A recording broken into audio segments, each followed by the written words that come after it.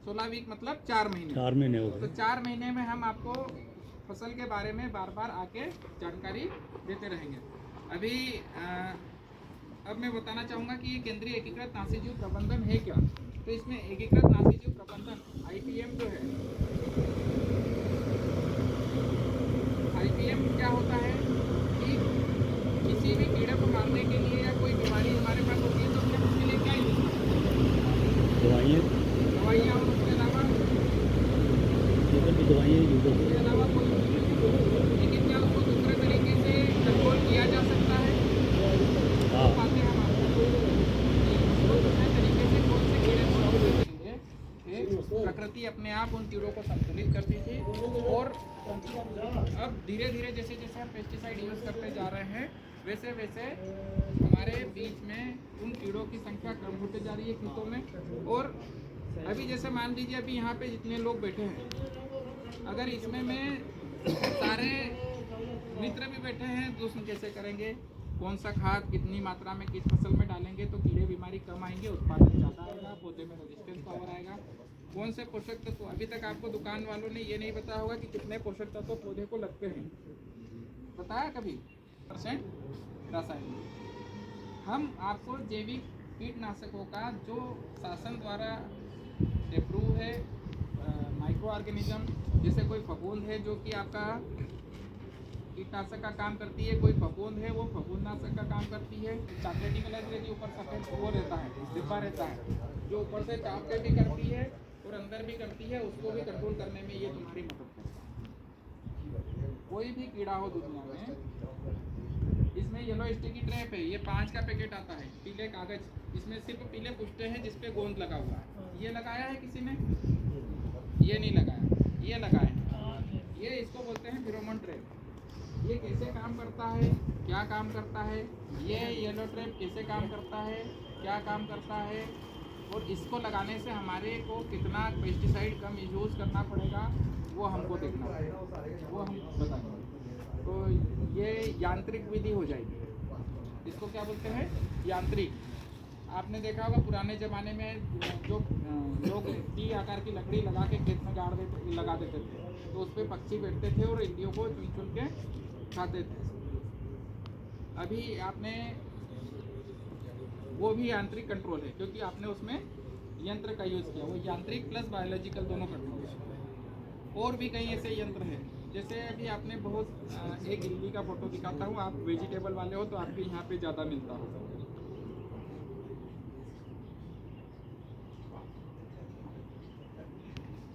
ये जो नीचे जमीन में चलता है तो रूढ़ी कर देते हैं। यही चीज़ हम बताएंगे आगे आने वाले समय में। जैसे इन्होंने कहा कि ये नुकसान नहीं करता, ये किसान का बहुत बड़ा हानिकारक शत्रु है। ये की जड़ों को काटता है और काट के आगे बढ़ जाता है, पौधे का वो फिगर कम हो जाता है। आसान को क्या लगता है, जमीन के नीचे चल रहा है तो ये केचुए की तरह करेगा। इसको कंट्रोल करने का तरीका बताएंगे, इसको कंट्रोल करने का जैविक तरीका बताएंगे, इसको कंट्रोल करने का यांत्रिक तरीका बताएंगे। ये अधिकतर जहाँ पे ये अंडे कब देता है, जब शाम को सूरज ढलता है ना, उस समय 1 घंटे तक ये इसका अंडा देता है। इसका एडल्ट जो कीड़ा रहता है काले कलर का, वो ज़मीन में अपने अंडे देता है वहाँ पे जहाँ पे गोबर की पकी हुई खाद नहीं डली है, कच्ची खाद है या ज़मीन में पत्ते वगैरह गिरते हैं तो वो वहाँ पे पैदा होता है। समझ गए? इनको कैसे कंट्रोल करना है वो बताएंगे। ये क्या होता है, कई बार आप देखते हो हमारा पौधा सूख गया, इसको किसने नीचे से खा लिया, हम सोचते हैं फंगस का बीमारी है या इसका विगर कम हो गया, मतलब ताकत कम हो गई उसमें, तो हम क्या सोचते हैं इसके ऊपर और हम टॉनिक डाल दें, लेकिन ये बहुत बड़ा शत्रु है किसान का। इसको कैसे कंट्रोल करना है वो भी बताएंगे। और इसी तरह से रासायनिक पे फिर हम आते हैं, क्योंकि रासायनिक के बिना तो हम खेती कर नहीं सकते।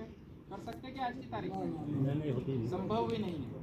तो हम इसीलिए IPM की बात करते हैं। रासायनिक में हम आपको जो जानकारी देंगे, आपको किस तरीके के पेस्टिसाइड आपको परचेज करना है बाजार से, इस तरीके की 10 ग्राम डलवा देता है, असर तो उतना ही करना है, असर तो कीटनाशक ने उतना ही करना है, जो 5 ग्राम करेगा उतने में ही 10 ग्राम में भी उतना ही असर होगा, लेकिन हमारी लागत डबल हो गई कि नहीं हो गई?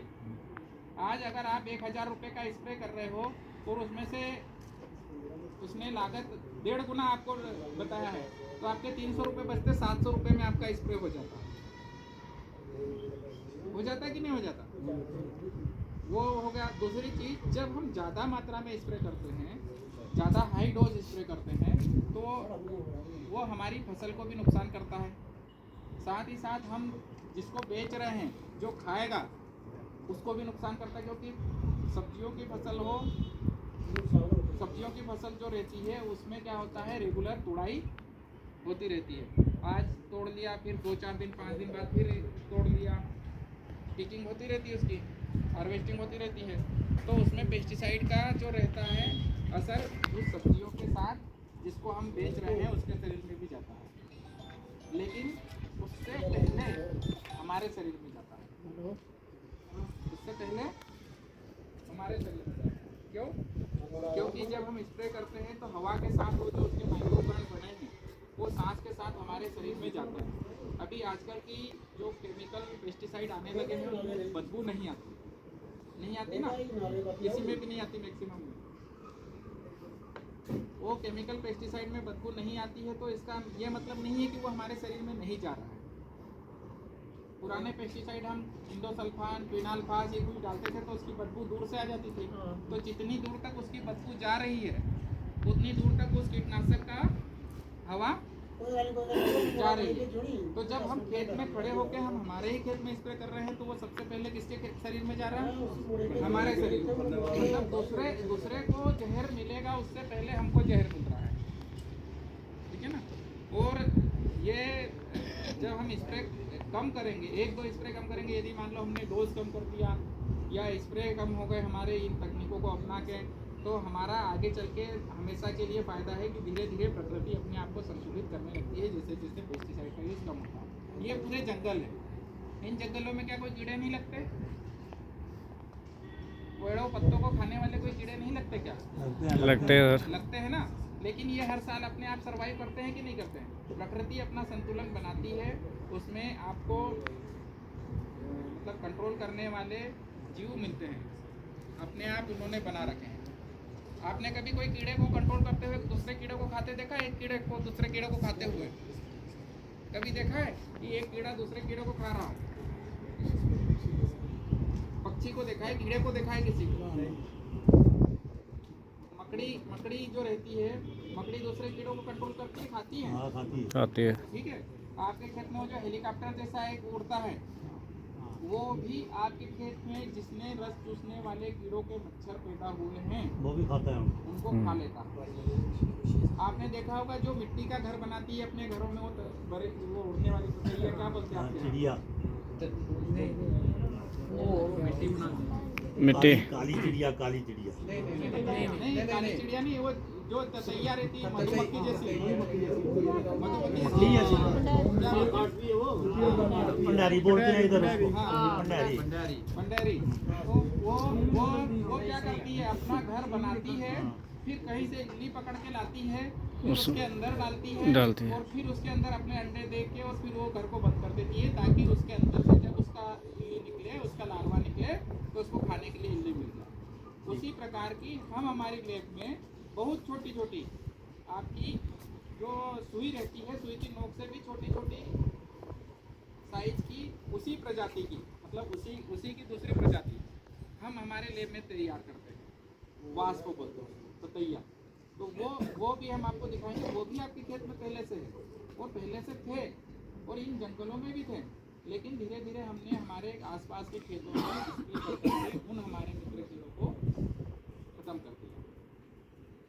तो ये अब केमिकल पेस्टिसाइड में फिर से आता हूँ।